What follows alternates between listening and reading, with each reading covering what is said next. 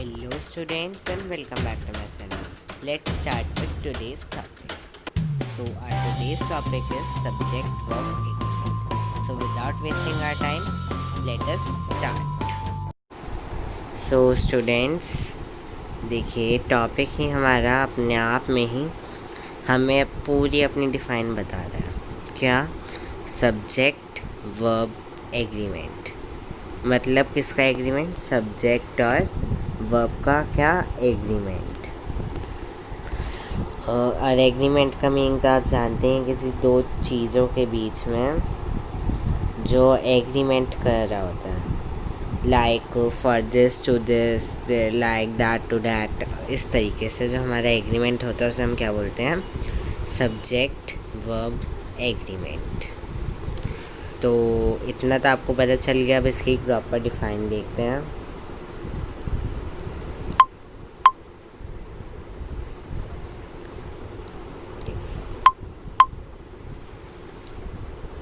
So it means subject verb agreement. So subject verb agreement means that subject and verb must always agree in number and in person. It means वो हमेशा agree करने चाहिए किसमें? Number में या person, जो भी person in the sense first person, second person and third person. इसी एग्रीमेंट को हम क्या बोलते हैं? Subject verb agreement. Hope so यहाँ तक आपको क्लियर हो गया होगा। अब मेरे पास एक टेबल है आपके लिए, इससे थोड़ा और अच्छे से समझेंगे। तो देखिए, इस तरफ हमारे पास है सिंगुलर और इस तरफ है हमारे पास प्लूरल।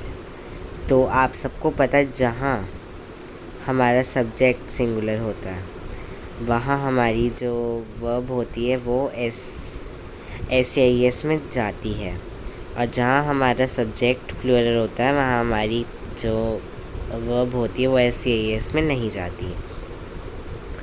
तो ये इस पूरी टेबल में यही आपको करा गया है कि कैसे जो हमें एस का यूज़ होता है या नहीं होता, वो किस वे में होता है। तो देख लेते हैं। फर्स्ट तो समझ में आएगा, no S on the end of plural verb, मतलब यहाँ एंड नहीं होगा। The dog drinks, the dogs drink. The boy runs, the boys run. She plays, Marian, Leora play. She plays, they play. और इसके साथ ही एक आपको मैं बता दूं कि जो हमारा आई होता है उसको भी हम एज अ प्लूरल कंसीडर करते हैं। तो उसके साथ भी अगर हम प्ले ही यूज़ करेंगे, अगर हमने प्लेस लगाया तो वो हमारा इनकरेक्ट हो जाएगा। तो अब और आगे कंटिन्यू करते हैं अपनी शीट की साइड। तो यहाँ पे भी आपके लिए एक सिंगुलर प्लूरल की है टेबल, इसमें कि देखिए first person, second person, third person. First person in singular, I run, we run. Second person singular plural, you run, you all run. Third person singular subject and plural subject, he runs, she runs, the boy runs. और plural में they run या I run।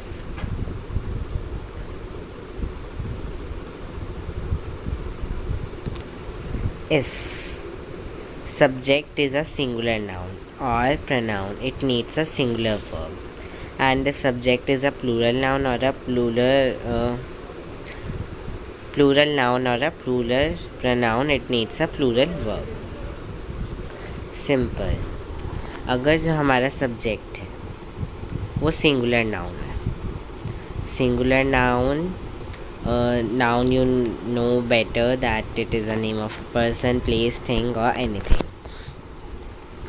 And pronoun he, she, they, anything which replaces noun is known as pronoun. तो अगर वो हमारा singular है, से ही है, तो उसको सिंगुलर वर्ब ही मिलेगी, ही रन्स। और अगर हमारा वो प्लूरल है, लाइक दे, तो उसको प्लूरल मिलेगी, जो कि क्या होगा, दे रन, इस वे में। अब देखिए यहाँ जो हमारी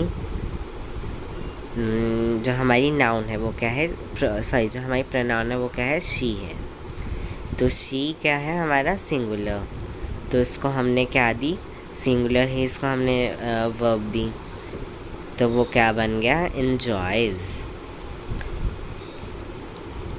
तो इस शीट में इतना ही था, आप इसका स्क्रीनशॉट भी ले लीजिए if you want, otherwise I am continuing to next sheet. अब मैंने आपके लिए बहुत एक सिंपल सी शीट रखी है, जिसमें आपको काफ़ी अच्छे से पता चल जाएगा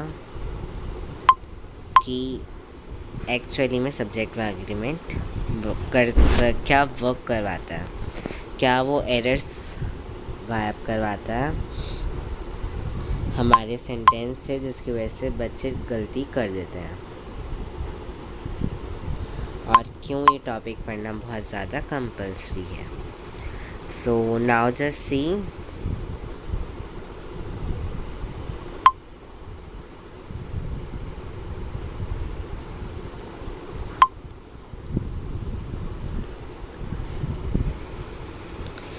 so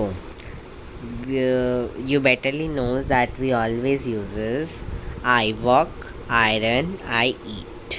हम ऐसे यूज़ करते हैं ना आई के साथ, या फिर the cat walks, the cat runs, the cat eats, हम इसी वे में तो यूज़ करते हैं। But if I will use I walks, they walks, the cat walk, totally it will be incorrect। और ये incorrect कैसे होगा, I को क्योंकि हम एज अ प्लूरल कंसीडर करते हैं, तो जहाँ प्लूरल होगा वहाँ उसके वर्ब जो उसका इन मोस्ट ऑफ द केसेस कह रहा हूँ मैं, तो वहाँ उसके साथ जो वर्ब आएगी उसमें एस नहीं होगा। और जहाँ हमारा सिंगुलर होगा, जैसे द कैट, तो इसके जो हमारी वर्ब यूज़ होगी उसके साथ एस होगा ही होगा। It is in most of the cases it is proved 100% correct. So अब टॉपिक देखते हैं। तो अगर हम इस वे में से यूज़ करते तो it will surely gate incorrect, as the subject in the above 3 is not getting agree with the verb। क्योंकि इसमें जो सब्जेक्ट है आई, दे, द कैट, वो अपनी वर्ब के साथ एग्री नहीं कर रहा है, और इसी चीज़ को हम क्या बोलते हैं, सब्जेक्ट वर्ब एग्रीमेंट एरर। और यहीं अगर हम इन वालों को देखें तो इनको हम क्या बोलेंगे, सब्जेक्ट वर्ब एग्रीमेंट। तो अब मैंने आपको बता दिया कि सब्जेक्ट वर्ब एग्रीमेंट आखिर है क्या। अब इसके कुछ रूल्स, कुछ तरीके जिसमें ये आता है हमारे हेल्प, वो हम अब सीखेंगे आगे। So collective nouns may be used with either singular or plural verbs if the group of the members all are acting together. Collective nouns क्या होती हैं, the team, the family, the anything could be there. तो वो singular भी हो सकती हैं या प्लूरल भी हो सकती हैं, दोनों हो सकती हैं वो। बट वो अगर वो सिंगुलर होंगी तो वो जब भी सिंगुलर होंगी अगर जो उस ग्रुप के सारे मेंबर्स एक ही वर्क कर रहे होंगे, एक ही तरीके से वर्क कर रहे होंगे।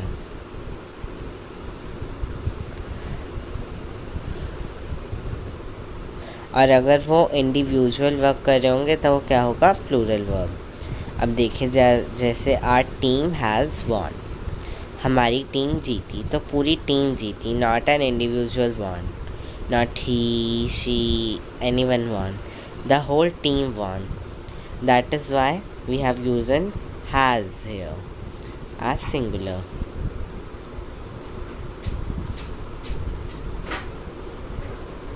The next rule,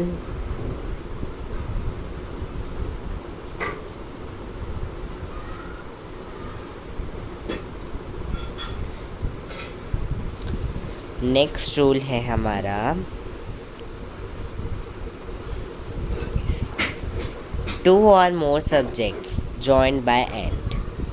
टू और मोर सब्जेक्ट्स, जैसे दो या दो से ज़्यादा सब्जेक्ट सिर्फ ज्वाइन करे गए हैं एंड के साथ, एंड वो एज अ प्लूरल, ऑब्वियसली अगर वो दो हैं तो वो प्लूरल ही जाएंगे, मोर देन टू हो तो वो प्लूरल जाएंगे। तो उनके साथ जो हमारी वर्ब यूज़ होगी वो कैसे होगी? विदाउट एस के बिना। एग्जाम्पल देखते हैं। Bob and his brothers walked to the store. देखिए यहाँ हमारे पास दो नेम्स थे, टू सब्जेक्ट्स, इट मीन्स ये हमारा प्लूरल सब्जेक्ट हो गए दो, इफ है तो इसके साथ हमने क्या यूज़ करा? Singular verb, plural verb. And plural verb में क्या होता है? Without S. अब हमारा second rule, if subject is each or every, its verb will be with S के साथ होगा। अगर जो सब्जेक्ट है हमारा वो ईच है या एवरी से शुरू हो रहा है तो एग्ज़ाम्पल देखते हैं। Each boy and girl walks to store. अगर ईच हमें दिया है तो वो ऑब्वियसली एस के साथ चला जाएगा, और ये रूल्स आपको हमेशा के लिए लर्न होने चाहिए। If plural subjects are joined with or, nor, but, the verb will only agree with the subject which is closest to it. देखिए यहाँ हमने देखा कि अगर वो एंड उनके साथ आ रहा है और वो मोर देन वन है तो वहाँ विदाउट एस आएगा। बट इफ़ वो ज्वाइन करवाए जा रहे हैं किसके साथ? और, नॉर या बट के साथ, और उनके सब्जेक्ट प्लूरल। ऊपर तो देखिए हमारे पास था एंड वाला,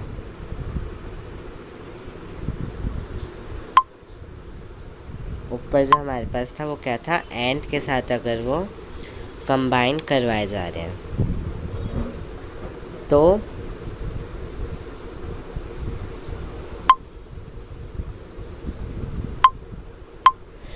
वो क्या होंगे? तो उनके साथ विदाउट एस वाले यूज़ होगा। बट इफ़ वो कंबाइन करवाए जा रहे हैं किसके साथ? ज्वाइन करवाए जा रहे हैं किसके साथ? और, नॉर या बट के साथ, so the verb with only agree with the closest one. अब मैं यहाँ आपको बताता हूँ क्लोजेस्ट वन का मतलब क्या है। क्लोजेस्ट वन का मतलब है जो वर्ब के पास में होगा। जैसे देखिए यहाँ पे और के साथ इसको कंबाइन करवाया जा रहा है, और के साथ ही तो करवाया जा रहा है, तो अब इसके पास हमारे पास कौन सी वो है? सब्जेक्ट हिज ब्रदर, और क्योंकि ये एक सिंगुलर है तो ऐसा आएगा लास्ट में। अब देखिए सेकंड में देखिए यहाँ भी और के साथ ही करवाया जा रहा है, बट यहाँ ये प्लूरल है तो इसके साथ क्या आएगा? विदाउट एस वाला। तो यही इनके बीच में डिफरेंस है कि जहाँ आप ये भी मान सकते हैं कि जहाँ एस सब्जेक्ट में है वहाँ वर्ब में नहीं आएगा एस, और जहाँ एस सब्जेक्ट में है वहाँ वर्ब में नहीं आएगा एस। तो इस शीट में इतने रूल्स। नेक्स्ट शीट,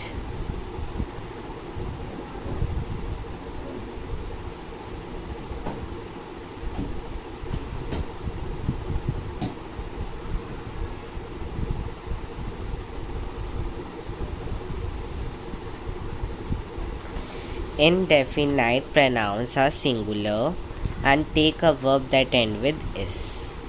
जो हमारे इनफाइनाइट प्रोनाउंस होते हैं वो यूजुअली हम सबको पता है वो सिंगुलर के एज अ सिंगुलर ही यूज़ करे जाते हैं। तो क्योंकि वो सिंगुलर यूज़ करे जाते हैं तो ऑब्वियसली उनकी जो वर्ब होगी वो इसके साथ होगी।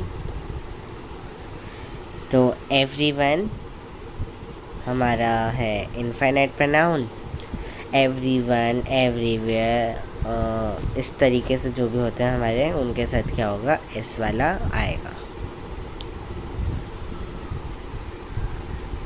चलिए next rule, if the subject itself consist of plural things. अगर सब्जेक्ट अपने आप में ही प्लूरल चीज़ ले रहा है तो उसके साथ जो वर्ब यूज़ होगी वो एस वाली ही यूज़ होगी। अब देखिए जैसे यहाँ हम पे एग्ज़ाम्पल है, द मदर डक। अब मदर डक है तो with all her little ducklings, मतलब उसके सारे छोटे बच्चे को हमने यूज़ कर रहे हैं हम इसमें द मदर डक लगा के, तो इस वजह से हम यहाँ एस यूज़ करेंगे as a rule. Some indefinite pronouns and nouns depends on object.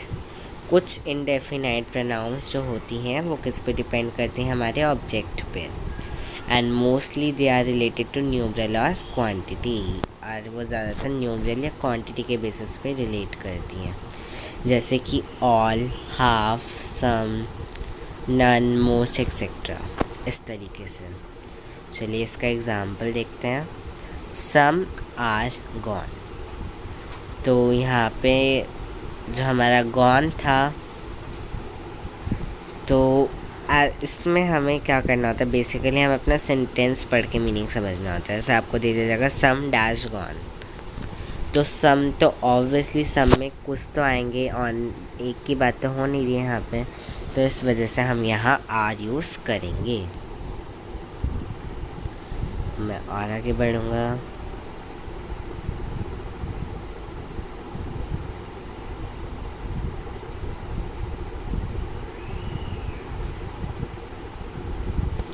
Yes.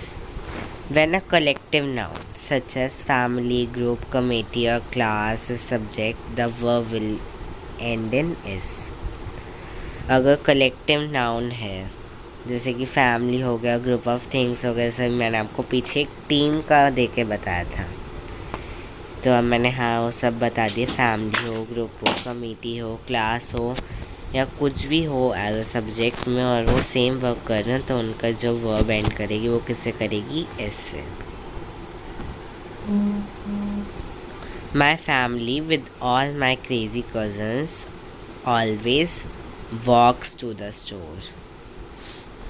Okay, अब देखिए यहाँ कुछ और नाउन्स हैं जैसे कि इकोनॉमिक्स, मप्स, मल्स,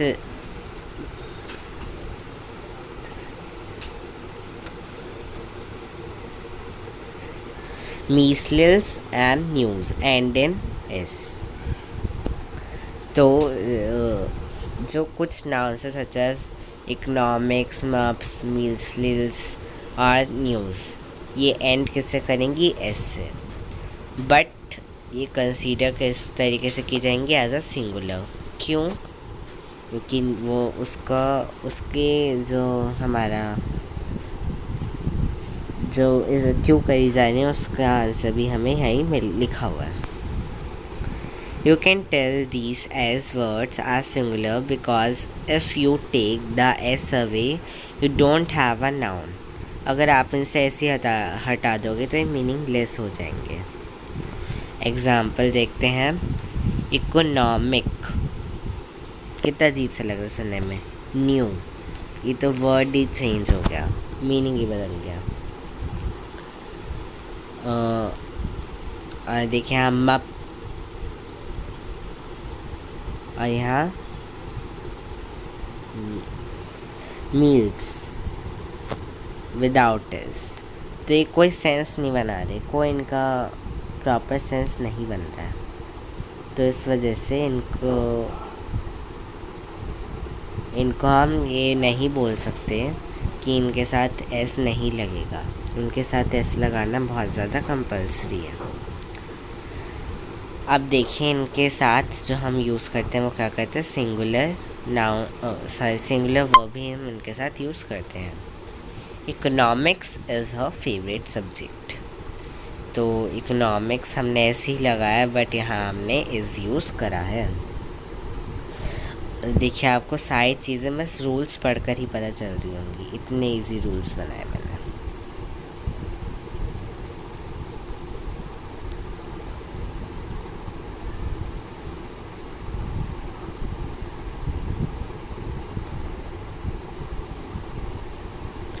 अब देखिए, जैसे कि सब्जेक्ट हमारा कभी आ गया as a unit of measurement of time, distance, money, weight etcetera, तो वो किस में कंसीडर करी जाएगी, सिंगुलर में।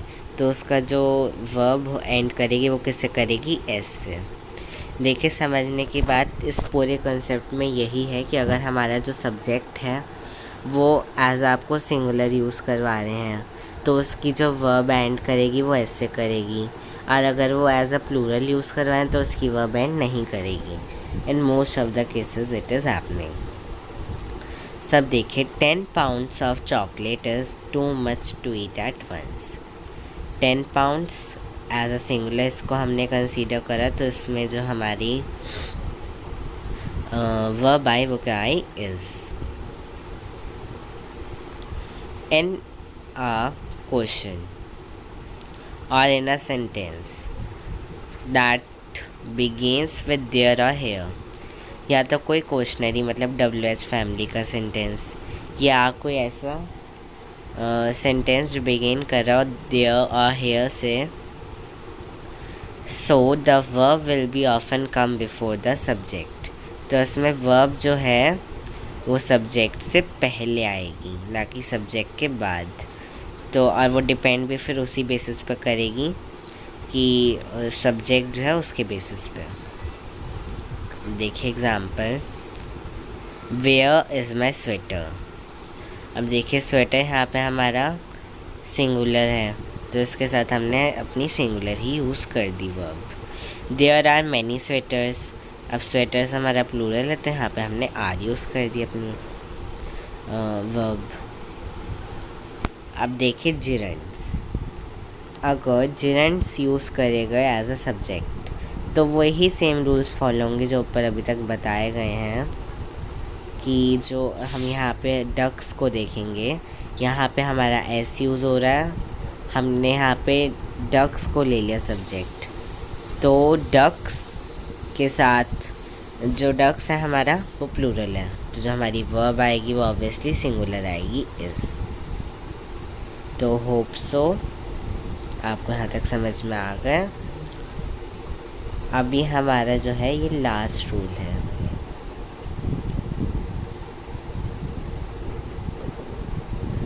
इस लास्ट रूल को भी फटाफट समझते हैं, फिर मेरे पास एक एक्सरसाइज भी है आपके लिए और कुछ एग्जांपल्स भी हैं, वो आगे देखेंगे फिर।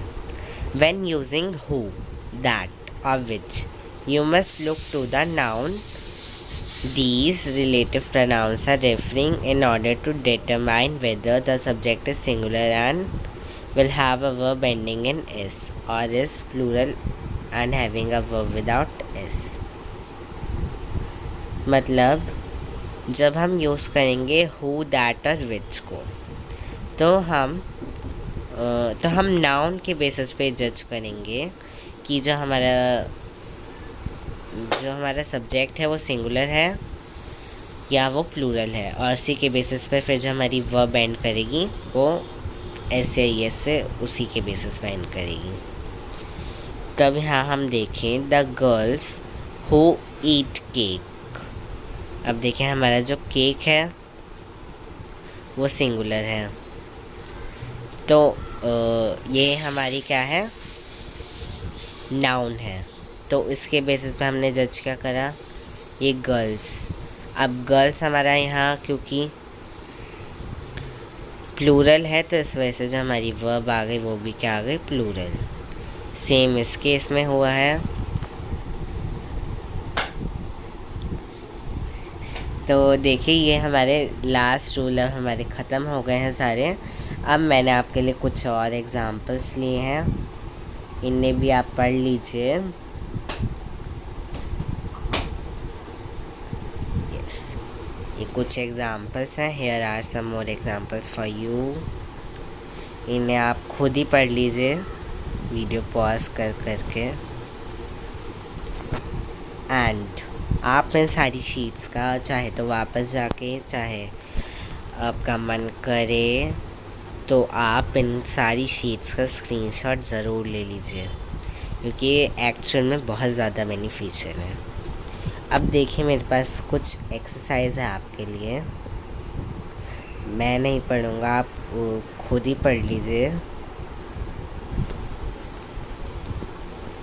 देखिए, मैं आपको शो कर देता हूँ सारी, धीरे धीरे आप सारी पढ़ लीजिए। और जस्ट इन योर माइंड आप एक सोच लीजिए कि आपके हिसाब से क्या आपको आंसर लग रहा है दोनों में से।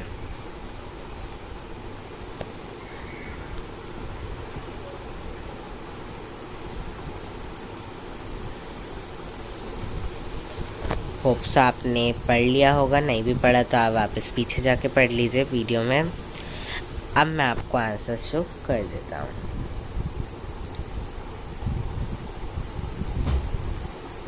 अब आप देख लीजिए कि आपके कितने आंसर सही थे, कितने गलत थे। उस बेसिस पे आप जज कर लीजिए कि आपको आ गया कि नहीं आया। क्योंकि अगर आपको नहीं आया तो आप वीडियो को दोबारा से पीछे जाके ज़रूर देखिएगा। So thanks for watching. इस वीडियो में इतना ही। एंड इफ़ अगर किसी को शीट्स चाहिए तो वो मुझे कमेंट सेक्शन में लिख दीजिए कि I want all the sheets. Then I will take out any way to send it to you in any way for sure. Otherwise आप इनका स्क्रीनशॉट ले लीजिए। और अगर ये आपको प्रॉपरली विजिबल नहीं हो रही हैं इस वीडियो में, तो if I can do so I will surely put the links for the images, but if not possible so sorry from my side. Otherwise अगर आपको ये इसी वीडियो में विजिबल है तो आप यहीं इनका स्क्रीनशॉट ले लीजिए सबका। And now goodbye from my side.